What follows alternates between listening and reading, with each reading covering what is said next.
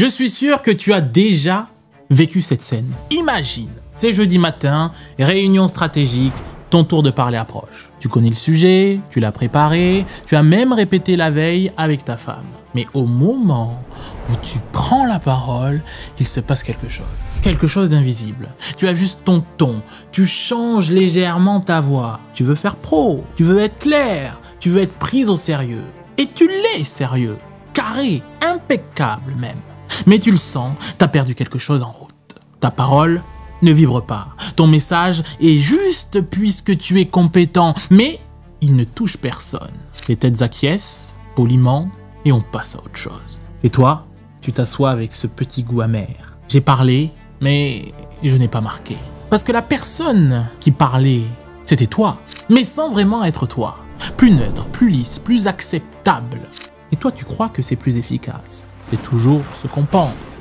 Mais en fait, c'est là que tout commence à s'effondrer. Bienvenue dans cet épisode d'Impact où on ose mettre les coudes sur la table.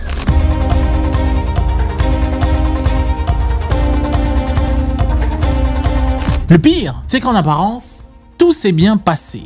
Personne ne t'a coupé, personne ne t'a humilié, mais personne ne s'est arrêté non plus.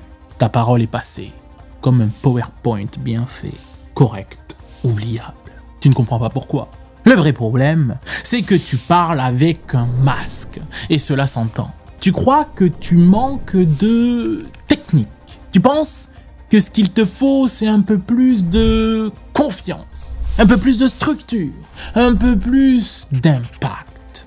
Ce qu'il manque vraiment, c'est un peu plus de toi. Car ta parole est désaccordée, parce que tu essayes de jouer un rôle, comme une projection de ce que tu crois devoir incarner.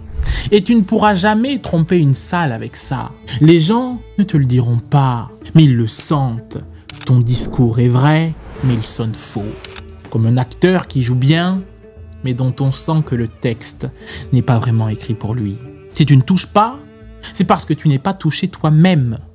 Tu veux convaincre sans être engagé. Tu veux captiver sans être captif. Et c'est ça le vrai problème. Ce n'est pas ton discours, c'est que tu n'as pas encore décidé de parler à partir de toi. Ce que tu dois incarner, c'est ton identité oratoire. C'est quoi une identité oratoire? D'abord, ce n'est pas un métier. Ce n'est pas une fonction, ce n'est pas être cadre dirigeant ou directeur commercial. C'est la manière dont tu es au monde quand tu ouvres la bouche. C'est toi, tout simplement. Alors, oui, je sais ce que tu dis. Sois toi-même car tous les autres sont déjà pris. Et pourquoi pas? Pour de vrai. Après, tu peux l'appeler comme tu veux.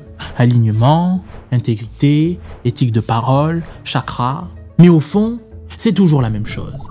Est-ce que tu parles depuis un point vrai? Et ça change tout.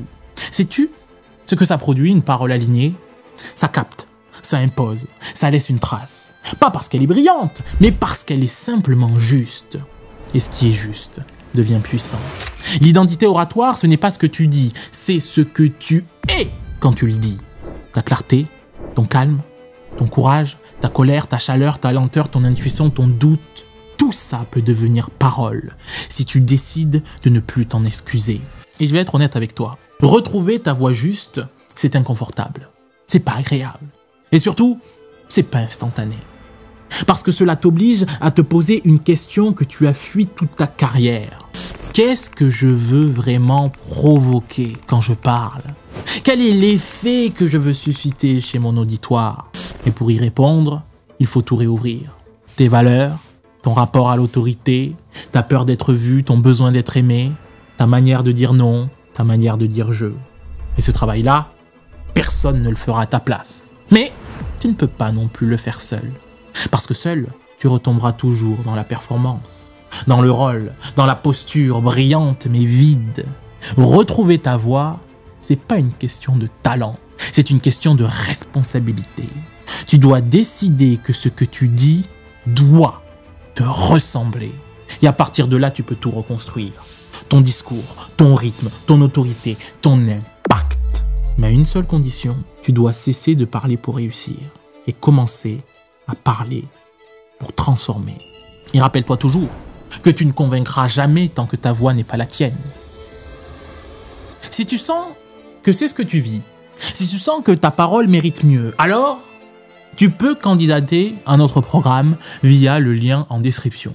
Nous prendrons le temps non seulement d'analyser ton dossier pour déterminer si tu corresponds à nos critères, mais surtout nous t'offrirons un plan stratégique pour progresser sur tes objectifs. Ce n'est donc pas apprendre à prendre la parole qu'il faudra, mais redevenir celui qui peut la porter. Car si tu as le fond, tu le sais, nous avons la forme.